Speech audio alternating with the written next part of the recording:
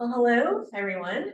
My name is Jihan O, and I am so glad to be here with you all. As those titles of slide that you're seeing on the screen says, divest, invest is complicated, and that explains a little bit the size of the team that you are seeing before you.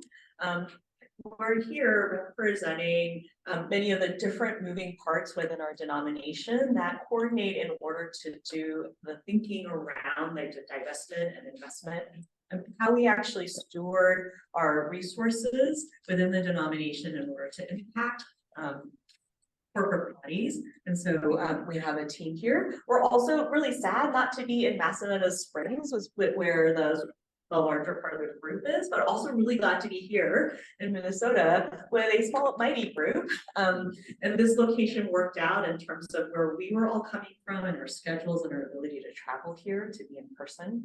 And so grateful that we can do this with you. What I'm going to do is ask each member of this team up here to introduce themselves. And I think there was a question about where we were all coming from. So we'll ask folks to introduce themselves by name and role and where they're coming from as we get started. So Brad, you want to get started? All right, good to be with you all. Brad Masters, Vice President of Client Engagement for the New Covenant Trust Company, which is a wholly owned subsidiary of the Presbyterian Church Foundation, and flew in this morning from Louisville, Kentucky. It's good to be here. And I'm James Carey, Director of Investments for New Covenant Trust Company. I do our investment strategy and portfolio management work, but also our responsible investing research and development. So really happy to be here. Thanks for having us, and looking forward to the workshop. Good afternoon, everybody. It's great to be with you. I'm Greg Rousseau. I've been with the Presbyterian Foundation and New Covenant Trust Company for, can't believe it's over 23 years now, located in Louisville, Kentucky. I am the president of New Covenant Trust Company, and I'm also an officer of the Presbyterian Foundation. So wonderful to be with you. And I am Jihan O. I am based out of Atlanta, Georgia, but work for the Office of the General Assembly located in Louisville, Kentucky. I'm here as a member of the Committee on Mission Responsibility through Investment, as a representative from the New Covenant Trust Company Board. And I am Carrie Allen, and I am the chair of the Mission Responsibility through Investment Committee. I am a mission and spiritual care healthcare executive, live in Chicago, but a member of the Milwaukee Presbytery. And great to be home in Minnesota with y'all. Hi, everyone. I'm Rob Ford. I'm the lead staff person to the Committee on Mission Responsibility through Investment, which is administratively housed in the Presbyterian Mission Agency, which is based in Louisville, Kentucky, from where I came today. Great to be with you all. So what we hope to do during this time is to offer a high-level overview of the ecosystem of responsible investing, how those parts actually work with one another, what sort of roles they play, and how we actually then do socially responsible investing within the PCUSA. The Committee on Mission Responsibility for Investment works on behalf of the denomination, serving as ambassadors of Presbyterian values, which were voted on by all of our previous assemblies. And so the values that are defined by our General Assembly to corporate boardrooms, while the New Covenant Trust Company serves Presbyterian institutions and individuals and institutions, including big councils like presbyteries and synods, to help them invest their money in ways that are aligned with the values of the PCUSA. And so before we get into more of the details, we want to share a video introduction of MRTI, the Committee on Mission Responsibility through Investment. And this was created in partnership with the Presbyterian Foundation.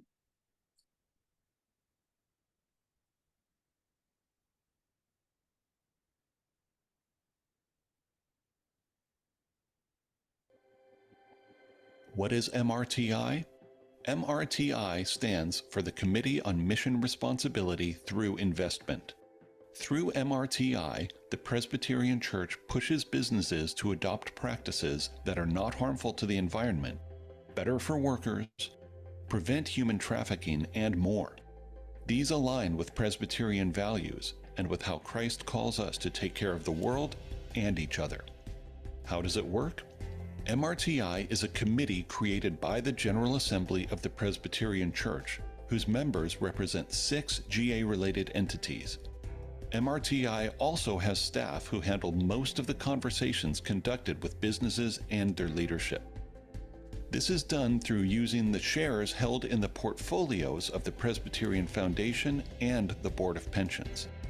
Both of those agencies hold stock in companies to use the earnings to benefit the PCUSA through funding retirement beneficiaries and funding important mission work. Holding stock in a company gives a shareholder the unique ability to bring attention to key issues. How does MRTI choose the companies? Companies are selected because these companies have practices or policies that are out of alignment with PCUSA values. The investing agencies of the PCUSA hold stock in the companies. We work in coalitions to join forces with other faith and values-based investors. Does it work? Yes. Often companies do change their practices.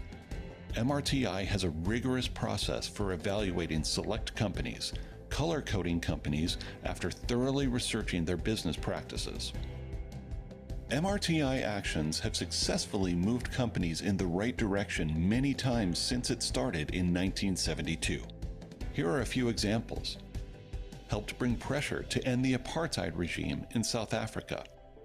Hotel chains and airlines have trained staff at all levels on how to spot and prevent human trafficking. Companies are committing to more transparency of their lobbying efforts related to climate change issues. What happens when it doesn't work? If a company doesn't respond to our letters, phone calls, and invitations to meet, MRTI may recommend that the agencies of the Presbyterian Church USA sell stock in the company and not buy any more stock in those companies. This is called divestment. This is an important tool, and it's the last tool of shareholder engagement. It is always our hope to influence corporations to be better actors for people and for the planet. When we walk away, we lose that influence. This may be warranted if companies make inadequate effort to change. But it is always our goal to cause lasting change in business practices that make a positive impact on people and planet. Want to know more? You can find more information on the MRTI website at presbyterianmission.org/MRTI.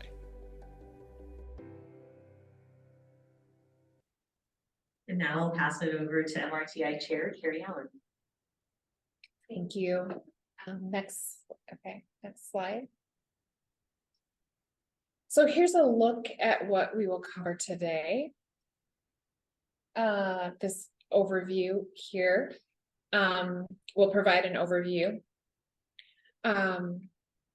MRTI follows 3 foundational policies, including this from 1971, which outlined original goals for Presbyterian investments, and that those included the pursuit of peace, racial justice, economic and social justice, the achievement of environmental responsibility, and the advancement of rights for women. All of MRTI's current work still falls under one of these goals. However, over the last few years, we focus most heavily on environmental responsibility as directed by the last 3 General Assemblies. Next slide. So this PCUS foundational policy established a policy on social responsible investing, declaring that no investment is neutral. It echoed the priority areas from the 1971 policy. Next slide. This policy was adopted by the 196th General Assembly in 1984 and functioned as an important agreement between GA and investing agencies. It effectively creates the conditions that if divestment is done in this way, the investing agencies can implement it. So the policy lays out these 7 criteria that must be met for MRTI to make a selective divestment recommendation. Next slide. The PCUSA is unique among faith-based investors because MRTI includes representatives from the mission arm, the advisory, and the advocacy committees, as well as from our investing agencies. It is truly a committee of the General Assembly, as every one of our members is elected by the General Assembly, either directly through the General Assembly nominating committees process, like 3 at-large members, or through advocacy and advisory committees and boards of the 3 agencies.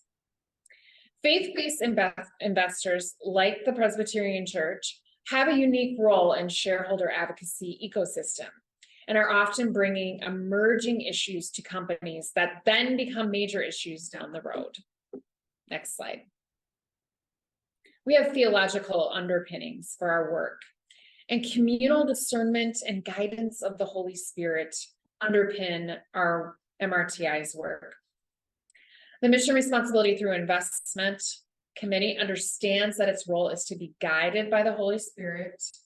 MRTI emphasizes the power of communal discernment, and MRTI recognizes the urgency of environmental and social issues, like the climate crisis. Next slide. Now I'm going to pass it along to my colleague, Rob Ford, to talk more about the denomination's corporate engagement efforts. Thank you, Carrie. So this is to give you a little flavor for the tactics of how social responsible investing are implemented. So MRTI and our partners in this area kind of do this work with kind of 3 ways. So there's negative screening, meaning the companies that we don't invest in or that we produce on our annual divestment list. Currently, there are 123 companies that are out of compliance with Presbyterian values as articulated by the General Assembly. I'll talk about that a little more later.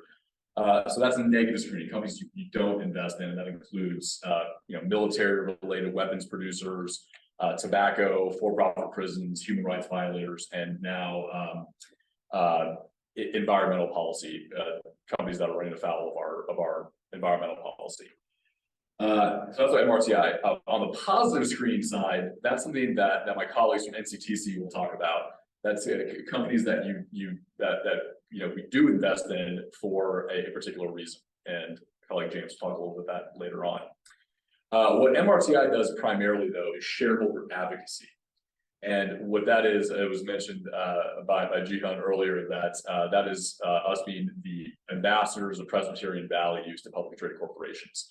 So the investment agencies of the PCUSA, Presbyterian Church Foundation, Board of Pensions own stock in companies, and the shareholders, we have access to representatives from these companies where we meet with them and articulate how we want to see them be more in alignment with the Presbyterian values. Now, we come at that from a theological impetus, but we have to, as investors, we have to quickly translate that over into a business case, and to translate that over into and communicate what we think is, that we care for theological reasons, a creation care or caring for all of God's children related to human rights risks. We have to say that there is an unmanaged or undermanaged business risk that they're not recognizing, and we think that will impact their bottom line. So again, that's kind of the faith-based investor perspective that we bring. We also do direct community engagement, and that has really ramped up for the last 4 years or so, where we engage with communities, frontline communities, civil society organizations, NGOs that are either in frontline communities or are representing frontline communities that are being negatively impacted by, could be negative effects of climate change or operations by a particular company. We also do some public policy engagements and do some direct engagement with regulatory agencies, most recently and most specifically with the Securities and Exchange Commission, which governs some of the key work that we do. Finally, the third tactic is community investing or impact investing, and that's something that is done through our colleagues at the Presbyterian Foundation. And again, that is something about the idea is that an investor would accept less than a market rate of return to invest in something that is going to do some kind of social good. Next slide, please. So a little bit more about the P2SA and shareholder advocacy. The ultimate goal of shareholder advocacy is to create positive change within companies. And MRTI engages companies on a variety of issues concerning the environment, and climate change, healthcare and human rights, and banking and finance. And here's some of the ways in these bullet points that we think about that. And again, the ultimate goal is to encourage positive change within a company. Next slide, please. Here's an example of some select companies that we have engaged in recent years only on environmental climate change issues. Now you'll see here there are a lot of oil and gas companies that are kind of on the supply side, shall we say, of fossil fuels, but also those that are on the high demand side, heavy emitters of fossil fuels like airlines, like automobile companies, publicly traded utility companies, and a few banks and insurers. You'll see AIG and JP Morgan Chase up there. And that has to do with their role in financing fossil fuel related projects, as well as underwriting on the insurance side. Next slide, please. So here's a diagram of our flowchart of our shareholder engagement process. So this is what MRTI does and has done since its inception. We review directives and referrals from the General Assembly, collaborate partners, research companies or industries, and then start to correspond with companies. And the goal is always to get a dialogue with the company, because that's where we find that a lot of change happens, is engaging at a high level. Most of the time we are meeting with fairly high-ranking C-suite type representatives, senior vice presidents, executive vice presidents, occasionally CEOs, and occasionally board members of publicly traded corporations. When those dialogues are not, either don't happen or don't bear fruit, we occasionally file shareholder proposals or shareholder resolutions. And shareholder resolution is a very effective way to get a company's attention, to get a company's board's attention. So any shareholder that has held a certain amount of shares for a certain amount of time can file a 500-word shareholder resolution or proposal on a major policy issue, that is not getting into the company's ordinary business or has not been substantially implemented. Anybody can do that, and we do that. We work with big coalitions of other investors, including large state pension funds, our sibling denominations that have pension funds or foundations, and a wide variety of other types of values-based asset managers. We do this and file these proposals, and more often than not, we can get the company to make a significant commitment that's in the spirit of the proposal. And when that happens, we're able to withdraw the proposal so it doesn't go to the proxy, which is the kind of the annual voting card of that any shareholder can exercise their right to vote by voting their shares. So if the company doesn't make a significant commitment, or we don't determine it as such, we will let that proposal go to vote, and then we try to work with other proxy advisory firms or other large asset managers to try to get the vote as high as possible. And MRTI has in recent years had some pretty significant high votes, and last of which was with United Airlines on a climate-related lobbying proposal that got about 66% of the shareholder votes. So when votes get relatively high, usually depending on where they are on the issue, over 20% gets the attention of the company. As you get closer to 50%, you get action from the company if they don't already take it. And I should mention, companies do not like these proposals, and so they're usually very motivated to get them off their proxies. They're motivated to make a commitment to us. So the last box there is if over a period of time, if we have given adequate policy directives from the General Assembly, if no movement takes place, we will occasionally recommend a selected divestment from a company. And as the video said, that is the last tool of shareholder engagement. It's a very important tool, but it's the last tool. And in some ways, from an MRTI perspective, it is an admission to failure. We are saying we can no longer we don't think our engagement is going to move this company in the direction we're trying to move it in. So we are recommending selective divestment. And when that happens, the company's name is the company bears some reputational risk when they are selected out of their industry peers. And we have a process for that, which I'll talk about in a little bit. Next slide, please. So here's some examples of recent successful engagements that MRTI led. So these were shareholder proposals that we led on with companies: AIG, a large international insurance company, Entergy, PPL, or publicly traded utility companies, and American Airlines. With AIG, they were pretty much considered to be the laggard in North American insurance companies on their work on environmental responsibility and climate change mitigation. And we've worked with them for a number of years, filed a proposal in 2 years ago that asked them to adopt a policy for no new underwriting, or no underwriting of any new fossil fuel projects. And they set some robust targets that included a net zero greenhouse gas emissions across their underwriting and investment portfolios by mid-century, use of science-based emissions reductions targets, and no longer invest or provide insurance for construction of any new coal-fired power plants, thermal coal mines, or oil sands, or any more in the Arctic Circle, any more work in the Arctic Circle, which was the most significant move that an American-based insurer had made to that point. We're still working with them to try to get them to disclose how they're going to get there on these targets, but at the time it was very significant. With Entergy and PPL, we started engaging them on climate-related lobbying, how their trade associations were aligned or not aligned with their own stated. How do I get to the farm bill? Is the farm bill being discussed during this hour? On climate change. I think it's out of the purview of this this guy, but potentially it's tomorrow. I said this. Thank you.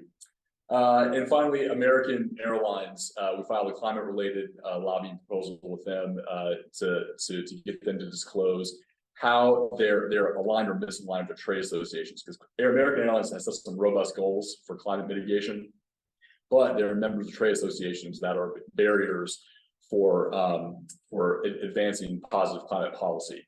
So they agreed to disclose all the trade associations, explain how they're aligned or not aligned, and engage with the trade associations where they're not aligned, and potentially leave those trade associations if they can't find alignment. So we found that was a significant win. Next slide, please. So now I'll talk a little bit about the recommendations, MRTI's recommendations to the 225th General Assembly, which happened last year in 2022. So first, as in everything, MRTI starts with our theological underpinnings and kind of the how the Presbyterian Church, through our investments, are considering the most serious and dire issues of our time. So this is a direct report, or a direct excerpt from our report to the 225th General Assembly, and shows the emergency and the crisis with which MRTI views the climate crisis, and how important it is that we address it with all of our faculties that we have and all of our tools. Next slide, please. So at MRTI, in our report, we had many recommendations. The two most significant probably were these two that you see in front of you. Recommendation 5 was to recommend adding companies, the 7 companies you see here that are heavy emitters of greenhouse gases, to our list of focused engagement companies. And you'll see the word Climate Action 100 Plus mentioned, or the phrase Climate Action 100 Plus.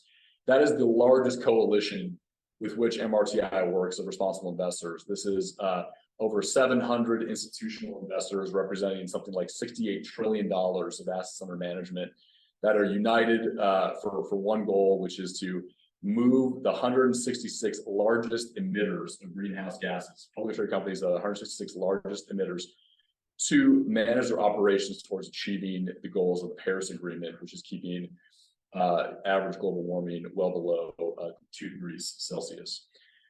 So that is a reason for why those companies were selected.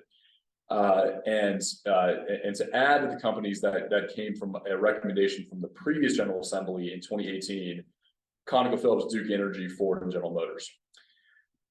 That's for focused engagement with potential selected divestment down the road. And then the big recommendation was number 6 there, which was asking the Assembly to adopt the following resolution to add Chevron, ExxonMobil, Marathon Petroleum, Phillips 66, and Valero Energy to the annual divestment and prescription list. Next slide, please.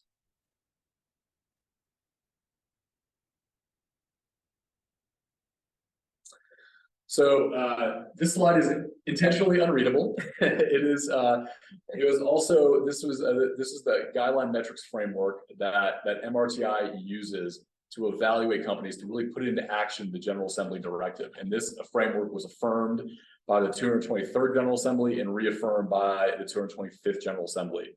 And it includes. I think the old was 39 criteria, but I think we just updated it in June to be the most robust, highest standard possible. I think it's a few more criteria, but it is broken out. It's included on our website, and it's broken out by environmental, social governance.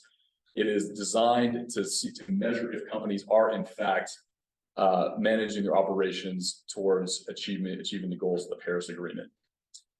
Next slide, please. And here were the evaluations that MRTI came up with. Again, these were the original 9 companies that the 223rd General Assembly asked MRTI to focus on in 2018. This is where they scored on our framework. And MRTI in the fall of 2021 made a one-time policy saying any company that ended up in the red or orange tiers would be advanced in our report to the General Assembly to recommend divestment. And you can see those are the 5 companies that fell into the orange or red tiers. Next slide, please. So at the General Assembly, the MRTI report passed by close to 90% of the votes in less than about 10 minutes of debates, which was very encouraging, because it showed that the Assembly was really on the same page with this recommendation. And then the divestment recommendations went to the boards of all the investment agencies, and the vehicle for that was the divestment prescription list. And all of those investment agency boards approved the divestment list in full later that fall. So the Assembly happened in July. MRTI assembled and approved the divestment list in October, and by the end of the year, the 5 companies were implemented. That action was implemented by the investment agency, so they're out of the investment agency's portfolios. Next slide, please. And finally, that is to which I was referring. That is our divestment list. It's on the MRTI webpage. And we are in the process of developing the 2024 divestment list, which MRTI will consider at its meeting next month. And when it's approved, it then goes to the boards of the investment agencies, and it'll be posted to our website usually in December, and then it goes into effect on January 1 the following year. So with that, I will pass it back to my colleague, Gianna. So you've heard from Carrie and Rob, part of the process of how the General Assembly that meets every 2 years now, and as commissioners and advisory delegates discerns God's will, Christ's will in the world, and how we are called into being more faithful, how they translate those policies into direct social and corporate engagement with companies.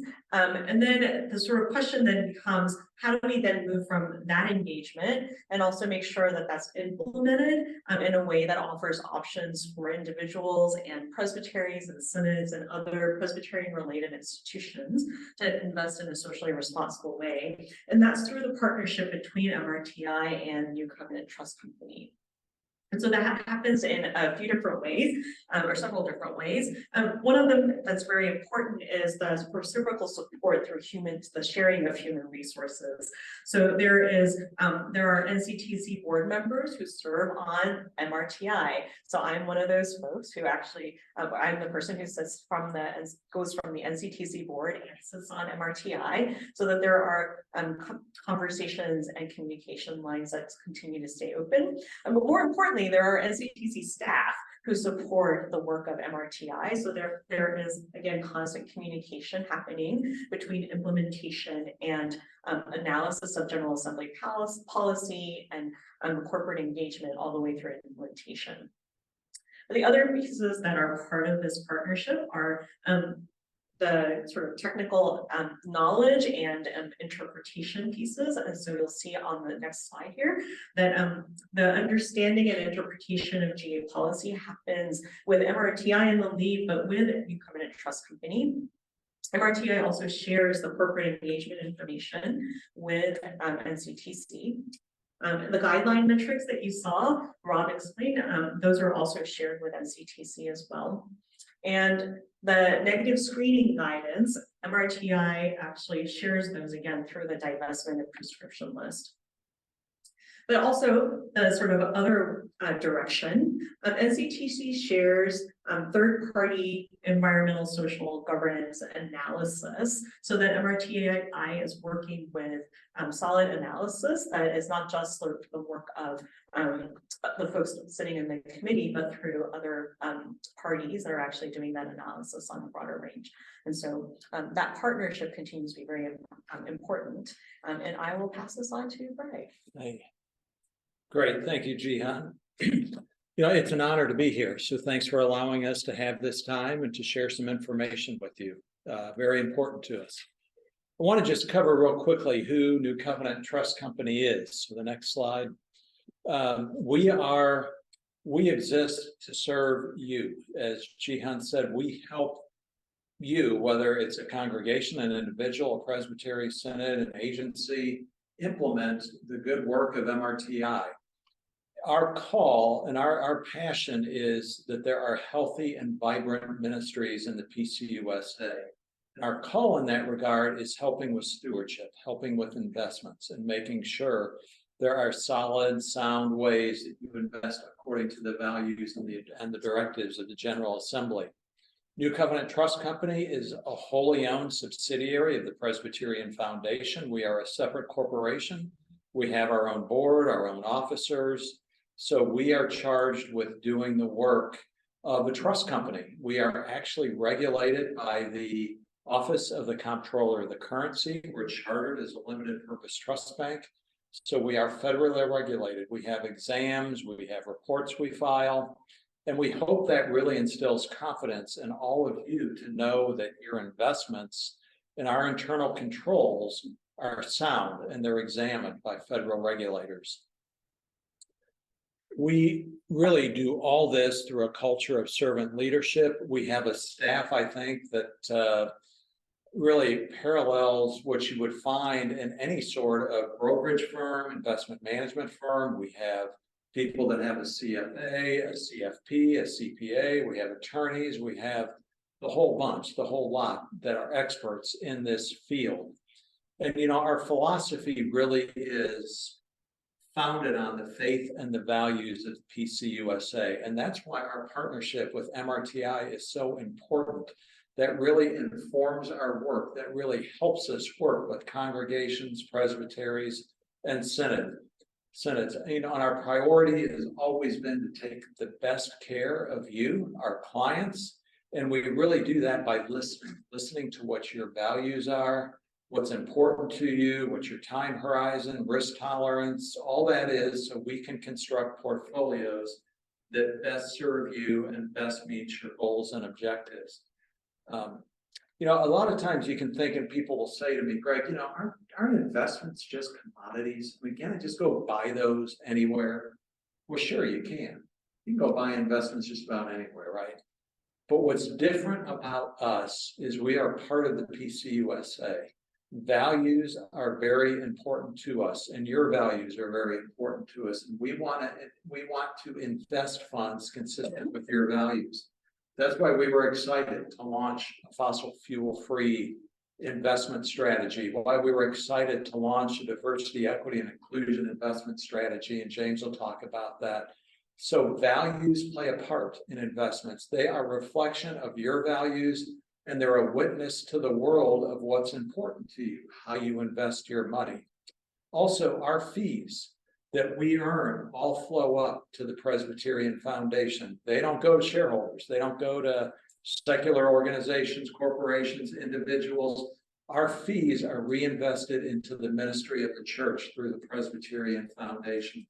And last, what James will say in a little bit is, if you look at performance, investment performance, people might say, well, what about fees? What about screens? What about values-based investing? Does that compromise performance? We don't believe it has to. We believe you can invest in a responsible way and get market-based performance. So are investments a commodity? Well, maybe, but they're not to us.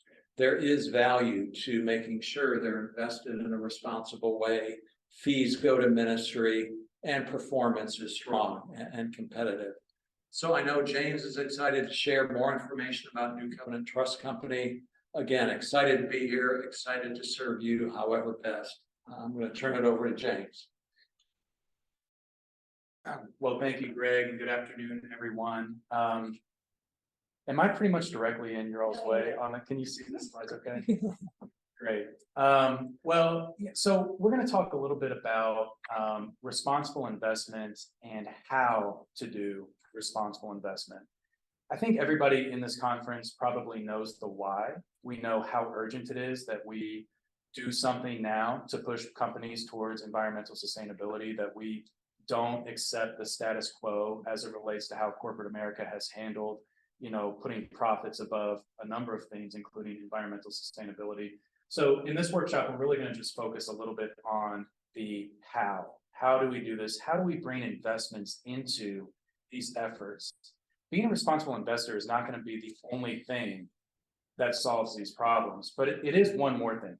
It is one more thing that we can do, and it's something that we can do to really holistically address these issues that we care so much about. It's not, we care about these things, we talk about these things, and it's important in everything except for our money, except for our investments. This is a way that you can incorporate this witness and these efforts as well into your investments. So if you look at the slide that's up right now, this is a slide from the United Nations, Principles for Responsible Investing. And on the left side of the slide, you will see the three tools that we have available to us as responsible investors to drive impact when we're building portfolios, when we're selecting companies, selecting investments. On the right side is what you can do once you're a shareholder. And this is the really, I think, sometimes overlooked aspect of being a responsible investor, is being an active shareholder, not just being a silent shareholder and accepting anything that the company you own does, but being an active shareholder with your shares. And we'll talk about how that impacts companies as well. So on the next slide. The first tool we have when building portfolios is negative screening, divestment. And Rob talked a little bit about this as well. Essentially, negative screening is divesting from an industry or a product or a company that no matter what they commit to, no matter what they improve, they're just not going to be compatible with your values. This may be for-profit prisons. It may be manufacturers of assault weapons and handguns. You just can't root for that stock to go up, right? You just can't own it. This is, a negative screening or divestment approach to responsible investing. And it's an important one, but one that most people know about. On the next slide, Katie. Just a practical example of a negative screening strategy. This is the fossil fuel free strategy, NCTC's fossil fuel free strategy. It's been in place since about 2015. A Presbyterian church helped seed this fund with capital, and in doing so, provided across the denomination to other churches. And it's been really growing, I think, impressively. Always room to grow more, but it has been growing impressively across the country. But this divests from anything associated with the fossil fuel industry, drilling, refining, transporting, manufacturing drill bits. If you want a large cap US stock portfolio that is completely divested from that sector, then this is that approach. And what we've been pleased with now that it's almost 8 years old is it has provided market returns consistent with the S&P 500. You have not sacrificed returns in this fund, which is something that we believe is important. And also are, of course, happy with. Next slide. The next one that's a little newer is positive screening or positive integration. So this is rating companies on positive or proactive metrics. You may be looking at airlines, but you're looking at the most sustainable airlines in the industry. You may be looking at banks, but you're looking at who are the banks that are doing the most lending in low and moderate income, zip codes? Who are the banks that have the most diverse and equitable workforce, that kind of thing. And you are overweighting for investment companies that are doing these proactive things. And in doing so, as more and more capital flows into these strategies and takes this approach to investing, you're putting pressure on companies to keep up with their peers. They don't want to be the laggard in their industry because now they're going to lose investment capital if more and more investors are taking this approach. Another interesting part of this strategy is we are beginning to see more and more data and evidence that companies that are the most proactive in these areas also tend to be better run companies and oftentimes are financial outperformers in their industry. So it's also, some people look at this just as a savvy investment decision and a signal that these companies have good management. So this has been kind of a growing area of the industry as well. On the next slide, we'll see just another example of this. We did launch a couple of years ago a diversity, equity, and inclusion strategy at New Covenant Trust Company. And this rated the US stock market and companies in that index based on a number of measures, including board and management diversity, measures to promote equal opportunity and diversity, supply chain standards relating to labor rights and human rights in their supply chain, climate change strategy, and community reinvestment for these companies. And only the top companies were eligible for investment. So these are best in class companies based on those measures. And the pursuant portfolio that we came up with did have 76% higher levels of diverse executives, 42% higher levels of diverse board members, 38% higher levels of women executives, and 25% higher levels of women board members than the index average. And this is also a strategy that, again, is about 2 years old, but has been outperforming its index as well. And so has been showing that some of these companies that, again, are best in class on these measures have proven to be more resilient companies, especially in last year's bear market. These were companies that were really holding up well and have been good financial performers as well. So that's an example of positive screening. Next slide. Finally, impact investing, sometimes referred to as thematic investing. This is when you invest to earn a market rate of return and earn a market rate of interest, but you're financing or supporting something that has a positive environmental or social impact associated with it. So you may be investing in mortgages that finance affordable housing apartments, for example, bonds that finance renewable energy projects. You earn that market rate of return, but you are financing something, again, that is going to have a positive impact. Just an example of this is Freddie Mac launched a Green Advantage bond in 2016. And in order to qualify for this loan that financed apartment construction, the apartments had to reduce their energy and water consumption by a total of 30% in order to qualify for this financing. More than 1,600 properties have been financed through the program, and the projected savings are over 4.7 billion gallons of water, and a significant amount of electricity has been reduced as well from these more efficient apartment constructions. They're also predominantly affordable housing apartments as well. So this is, almost every bond portfolio has mortgages. Why not have mortgages that support, green buildings, affordable housing, these types of things? While you earn that market rate of interest, you're also providing finance for some of these positive and proactive, projects. Next slide. Finally, my favorite slide. As we look at the investment performance, we really do believe that you do not have to sacrifice investment performance to participate in these strategies. When we look at responsible investing and pursuing impact with your investments, we believe that it is just additive to your investing. You want to invest, earn a market rate of return. At the same time, you are a responsible investor. You're an active shareholder. You are doing positive screening. It's not a sacrifice of returns. And here you'll see a pretty well-known sort of responsible investing strategy that's been around for a long time. On the bottom of that 1 year, you'll see, in the 1 year, it underperformed the market by about 2%. On the 3 year, it outperformed it. Sometimes it's up, sometimes it's down. But over 10 years, you'll see that it's within 0.02% of the market. And this is exactly how we want to be responsible investors. We want to have valid portfolios, good portfolios. We don't want to sacrifice investment merit when we're doing this. And you can see, in investing this way, you can earn that market return. You can be right there with the market, while also incorporating your values and responsible investing. So again, a holistic approach to impact. Sometimes I say that at New Covenant Trust Company, we'll use every tool we have available to us to drive positive impact, to drive corporate change.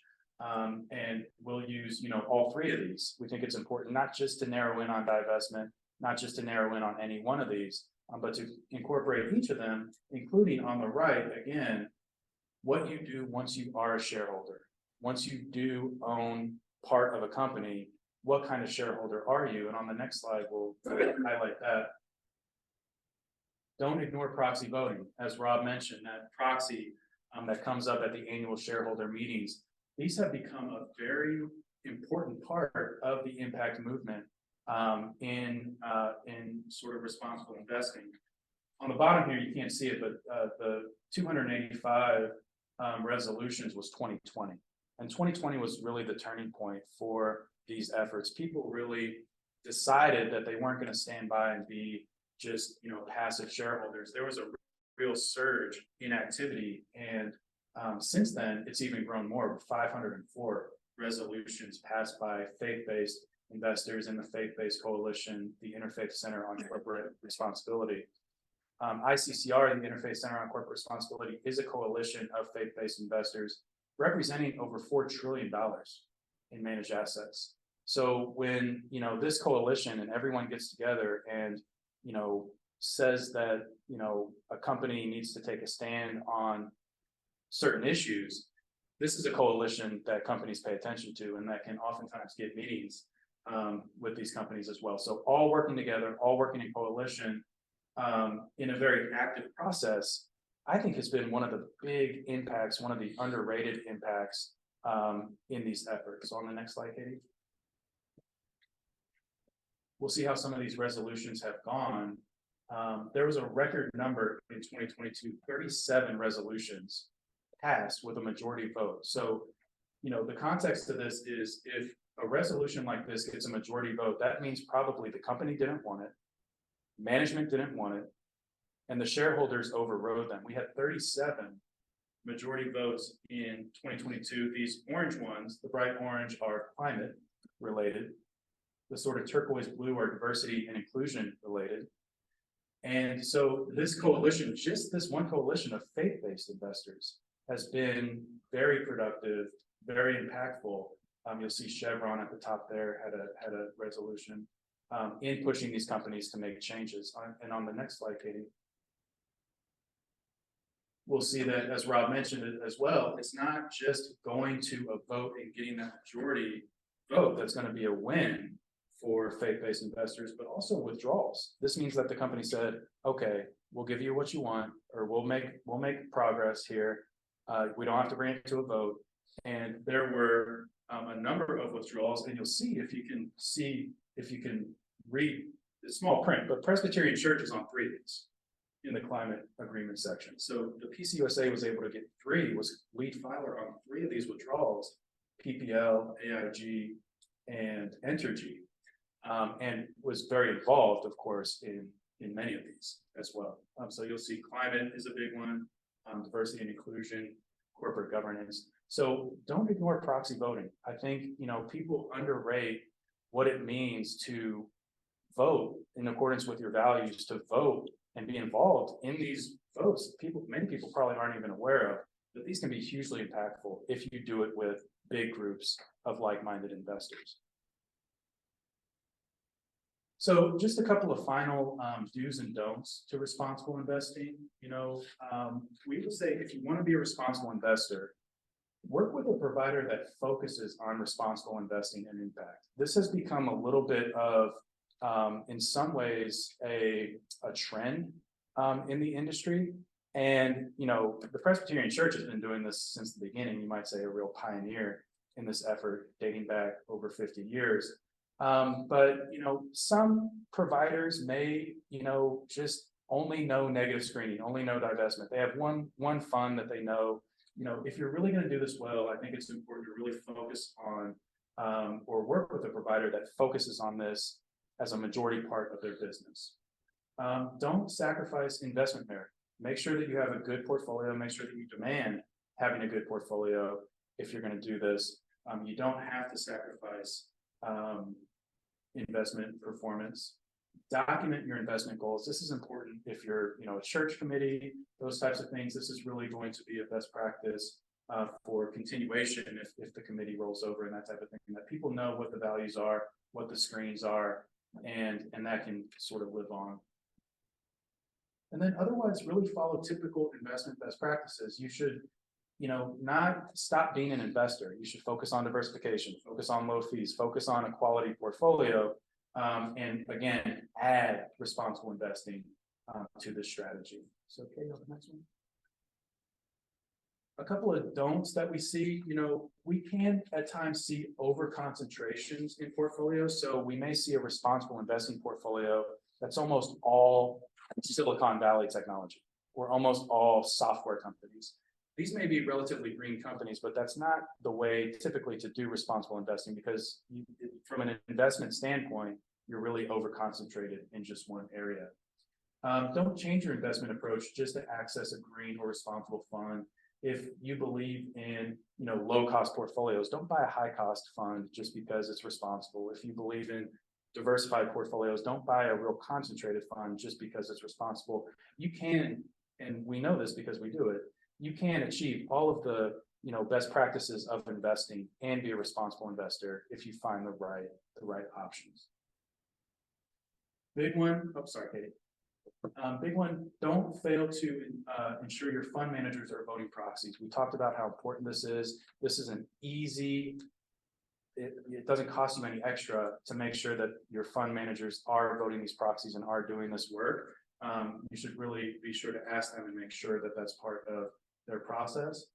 And then again, don't ignore performance, don't ignore portfolio construction. Responsible investing can and should be good investing, is how we believe is the best way to do it. So next slide, just wrapping up here. A couple of additional resources if you're interested. Along the Road podcast is a podcast out of the Office of the General Assembly, and there were a couple of episodes this year with Greg and some others at New Covenant Trust Company that you can listen to if you're into podcasts. There's also a book, Faithful Investing, which was very ecumenical in terms of his authorship. A number of chapters written by Greg and others at New Covenant Trust Company, so you can check that out as well. But with that, I will turn it to Brad to let you know how to get in touch with us. Greg? I was going to just add one thing. You know, Rob mentioned and Carrie mentioned that the you know, MRTI works with the investing agencies, defined as a Presbyterian Foundation and the Board of Pensions. Well, as James went through all that, many of our congregations, our presbytery synods, institutions, and agencies have investments. They own stock. They have bonds in their portfolio. If you own stock, you're an owner of a company. If you have a bond, you're lending money to a company.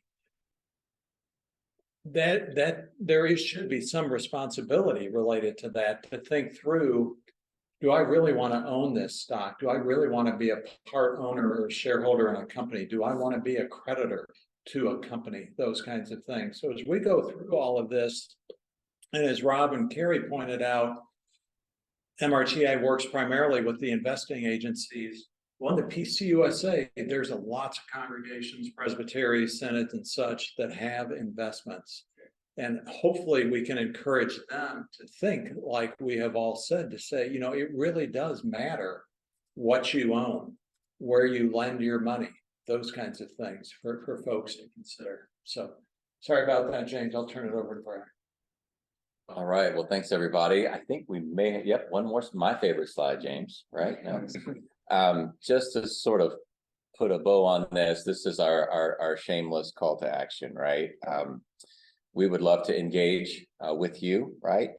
As you, wherever you are in this particular journey, to better understand how what we've been talking about might apply to you as an individual or as a family from an investment standpoint. Certainly for your churches, your mid-councils, there are just there are hundreds of clients now that we serve across the country, the vast majority of which are Presbyterian institutions, individuals connected to the PCUSA, as well as some ecumenical partnerships as well. So doing this kind of work, serving those just like you, this is our lane. This is it for us, right? And so we welcome those conversations. Happy to sort of stack up or compare ourselves and our services against maybe other secular providers as well.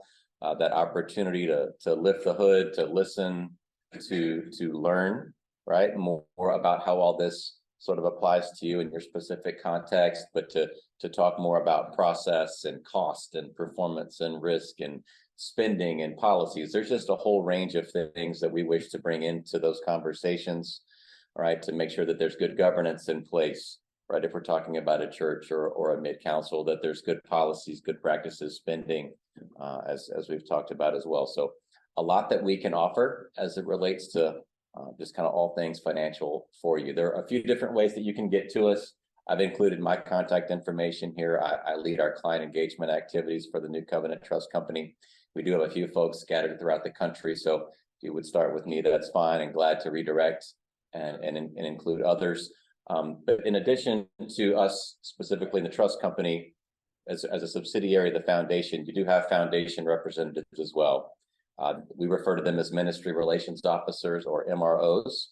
And I'll give you just a few names in addition to the website that's listed here where you can find your specific MRO. For those of you in the room here, sort of Lakes and Prairies area, right? Kyle Nolan is your MRO. If you know Kyle, great. If you don't, let us help you get introduced to him.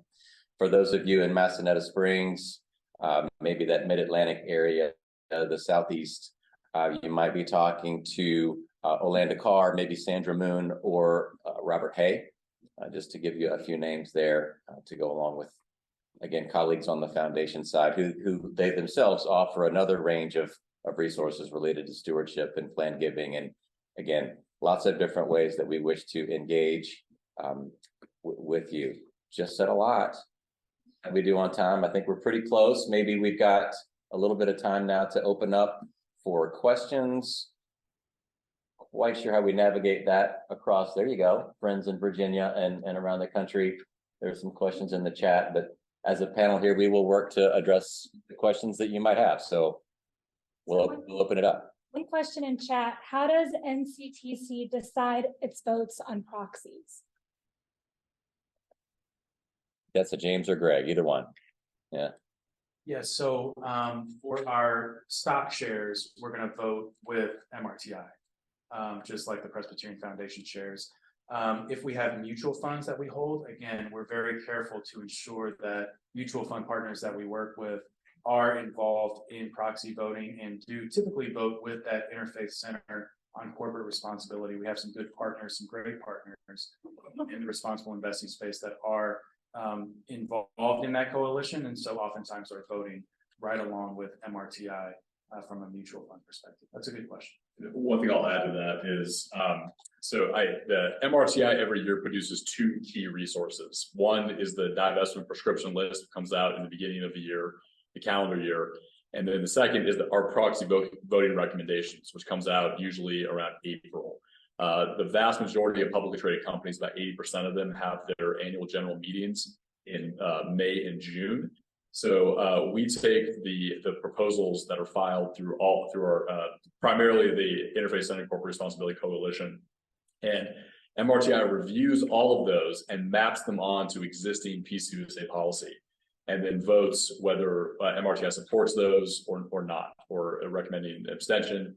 And then those recommendations are posted on our webpage, and they go to our colleagues at New Covenant Trust Company, Presbyterian Foundation, and the Board of Pensions, but are usable for anybody else in the church. And we often hear from congregations, mid-councils, other entities that have Presbyterian-related capital, and they are looking forward every year to those two resources. And if you're not using those, I'd encourage you to take a look if you feel so called.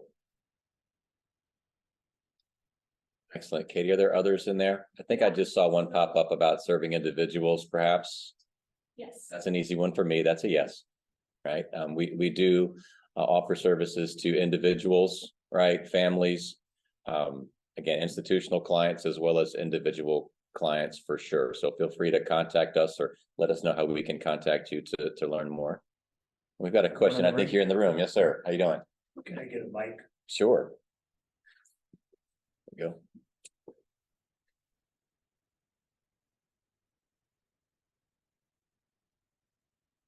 I was intrigued by the comment that the divestment passed by about 90%. I've been around the church at the national level for probably 35 years. And there was a lot of discussion about values. And I can remember some of the debates on General Assembly. And by and large, anything that comes to the floor of General Assembly is usually based on competing values, that different people have different values.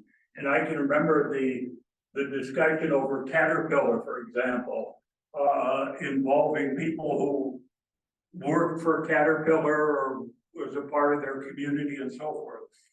Does the 90% mean that we're getting close to unanimity in the Presbyterian Church about climate change and what the church ought to be doing? So thanks for that question. I think that in terms of the issue of climate change, I think that there is consensus that there's a crisis. And where there's been, in previous General Assemblies, recent years after that Caterpillar divestment,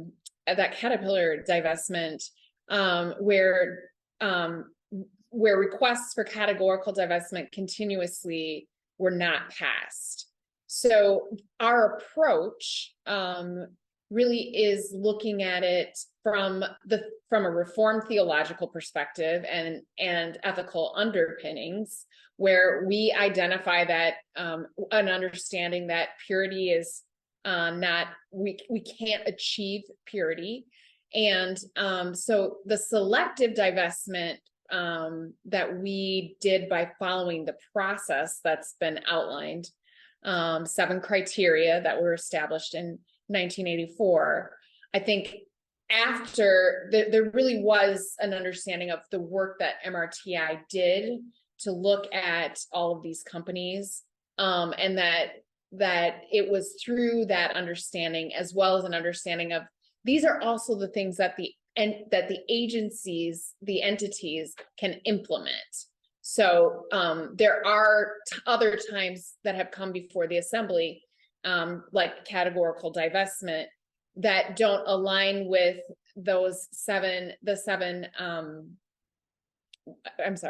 criteria. Thank you. The 7 criteria, and those can't be implemented by the investment agencies. So I think those are some of the distinctions or nuances of what took place in the last assembly.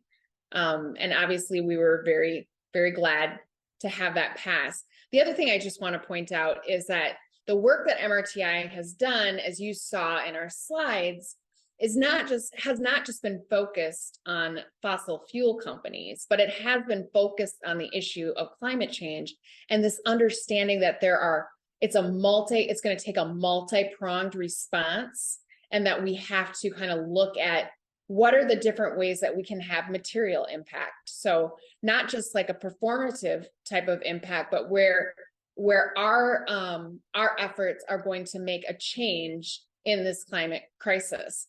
And that's in terms of what we can do, which of course is limited in our work as a denomination, because there's a lot more work that can be done out in the world, that God calls us to do out in the world beyond what we focus on in our denominational efforts. So it's really got to be comprehensive and multi-pronged.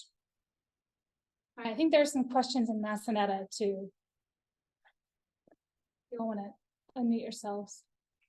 Okay, can you hear us? Yes. Okay, here we go. Hi, is MRTI bound by successful resolutions in the GA?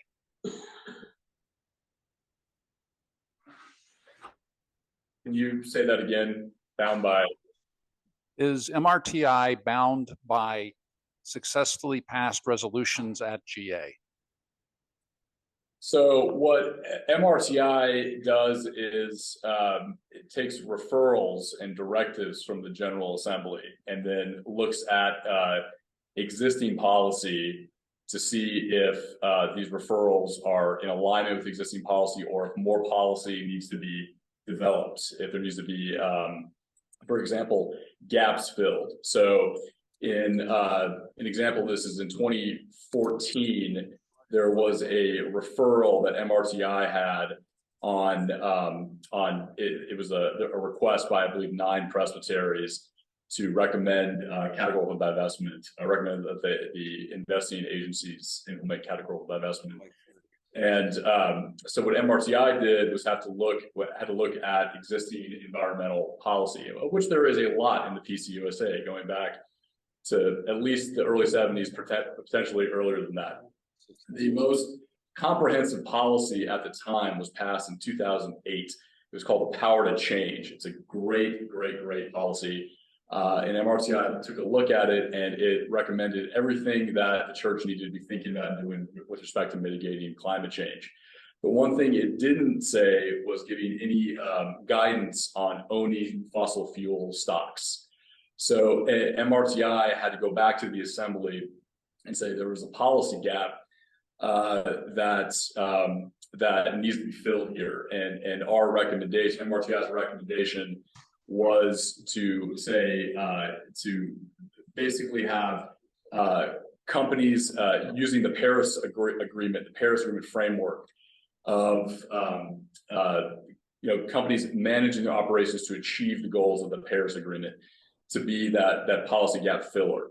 So that was the process to get that passed the assembly, which passed in 2016. And then MRTI had to figure out how to implement that policy, which came back in 2018 with the guideline metrics framework that we spoke about earlier, about how to evaluate these companies. And that was all for but before MRTI could ever recommend a divestment recommendation, the policy had to be in place, the gaps had to be filled, the implementation process had to be in place, and then MRTI had to do the engagement per the 7 criteria that Carrie mentioned in our divestment policy. So once that happened, MRTI was allowed to, or was able to make a divestment recommendation. It actually made one in 2020, but General Assembly was not held in its regular form due to the COVID-19 outbreak. So MRTI does it's a referral and recommendation process, and then MRTI then makes recommendations back to the assembly for consideration, deliberation, and then again referral. I have another question, probably for MRTI. I think all of us in the room can appreciate the slides that you've provided for us and the rationale for all the work that you've been doing. You've got a rather comprehensive guidelines, I'm sorry, for rating these different companies. And I think all of us can appreciate how understaffed you are, given the number of companies that you're dealing with, and how incredibly complex those companies are. Yet, we were just told that, by 2030, if the world has not cut its carbon pollution by half, we're in deep trouble. Okay, so the process that you have developed is incredibly time consuming. We don't have time. Do you understand the words climate emergency? Because that's kind of like where we're at right now.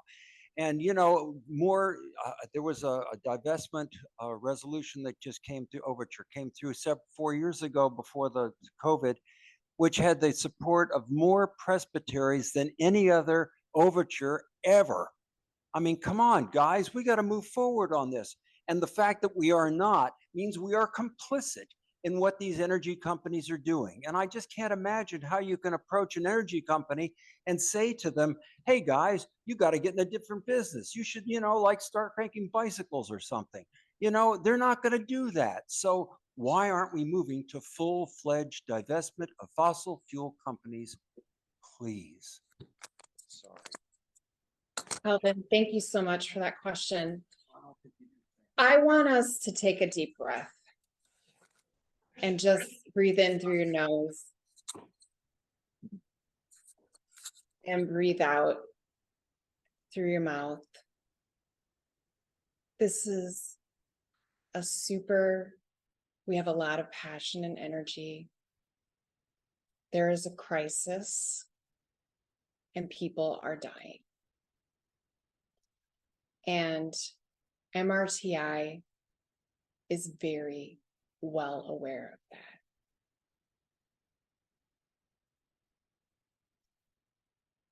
The work that we do has been outlined by our process. I understand that it's frustrating that sometimes process takes time. This is another reason why I emphasized that there is a limited amount of work that we can do as a church, and there's always an and. It's not just the work that we do and how the church General Assembly votes to decide divestment efforts. They're going to have a direct impact, not just our intent, but impact on climate change. It's going to take comprehensive organizing from the ground up. That includes the work that we do as a denomination.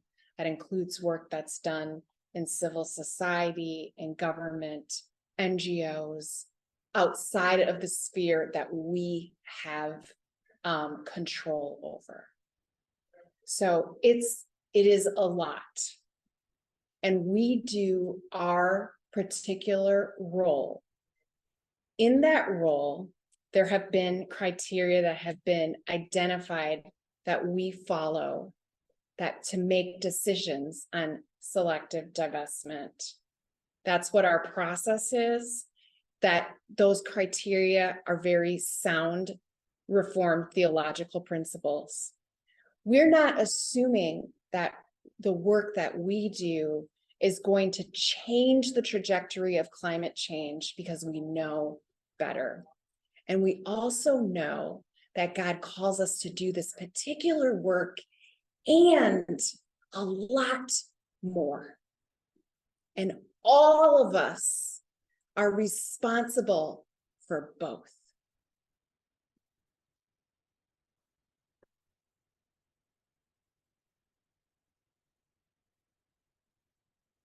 Should we take maybe one or two more questions? Is everyone okay with that? Okay. So there's one in the chat. The 5 companies recommended for divestment in 2022 represent about half the value of the S&P 500 energy sector.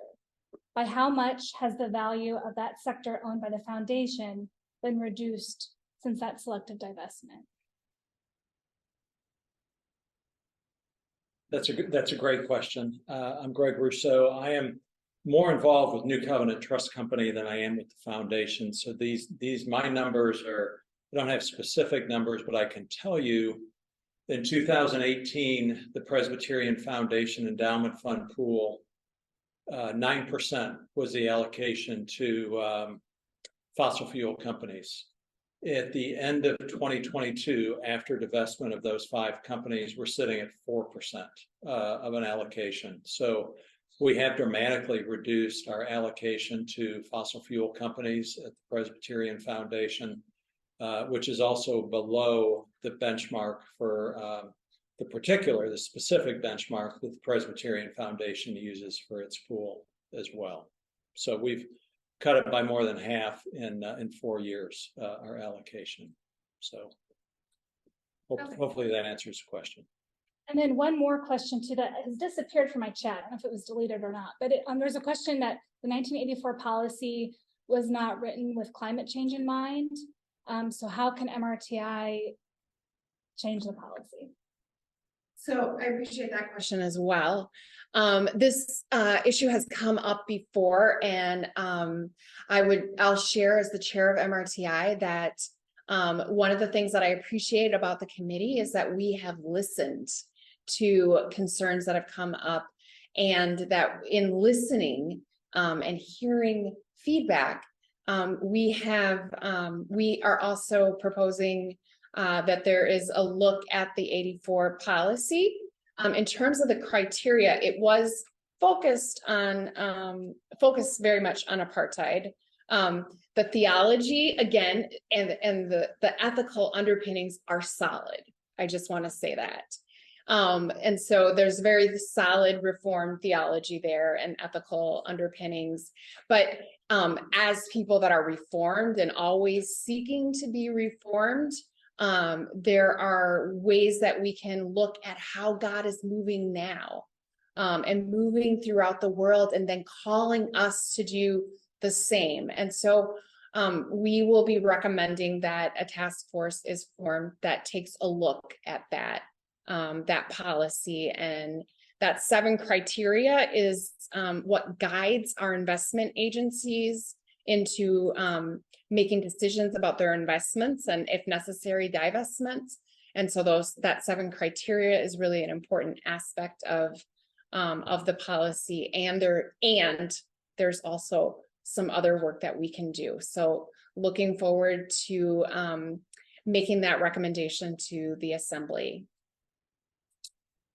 Thank you everyone for your questions, and thanks to the panel.